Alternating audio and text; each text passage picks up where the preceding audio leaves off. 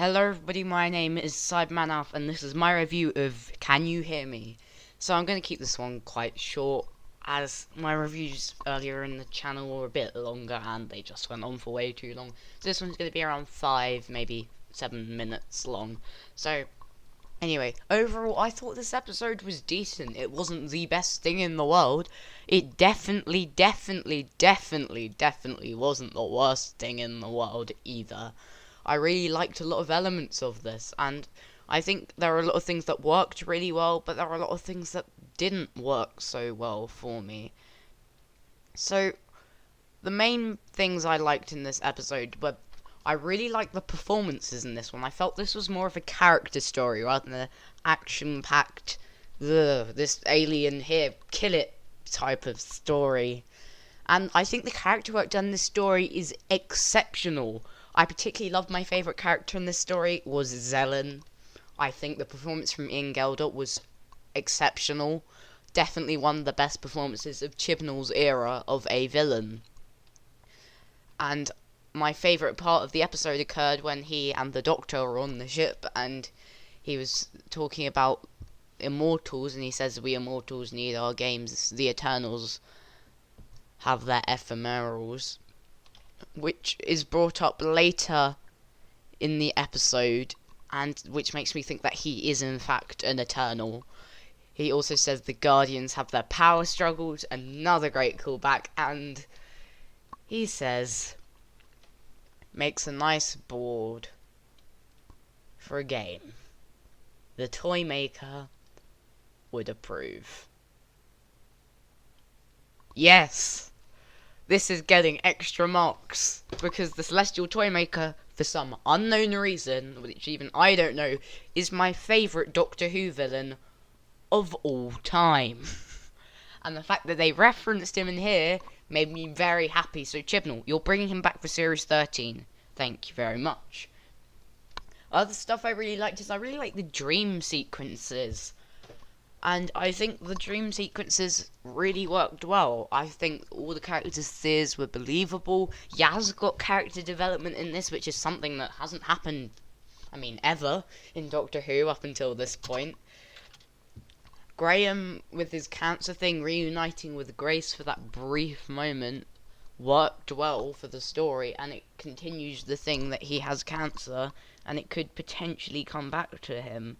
But at the moment it's not there. And Ryan's dream about him being away, something happening to the Earth, and him not being there with his friends. And a callback to Orphan 55 with the dregs, only very brief, but I think that worked.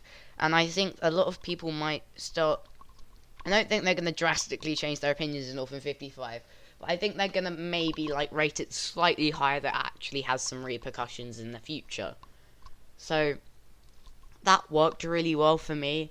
And then my other favourite bit of the episode is the bit at the end when Yaz and Ryan are talking and he's saying, how long can this last? We're moving on.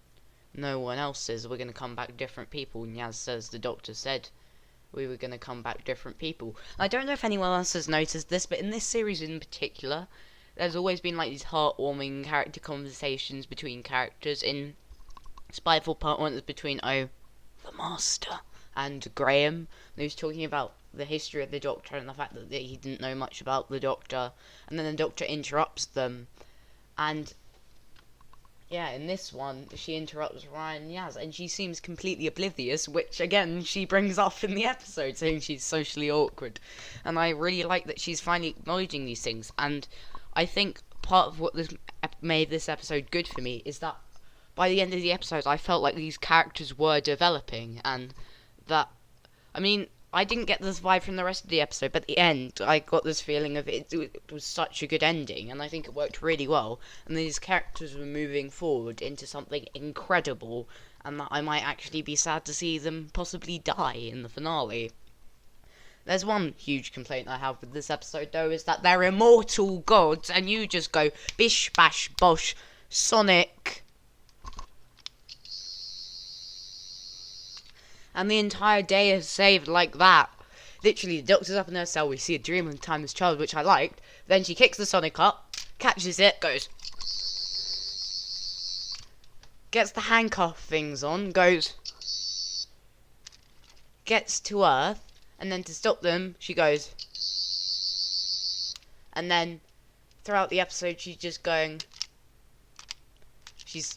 My Sonic's not working, but she's going through the episode, Sonicking things, only to find out that they shouldn't actually exist.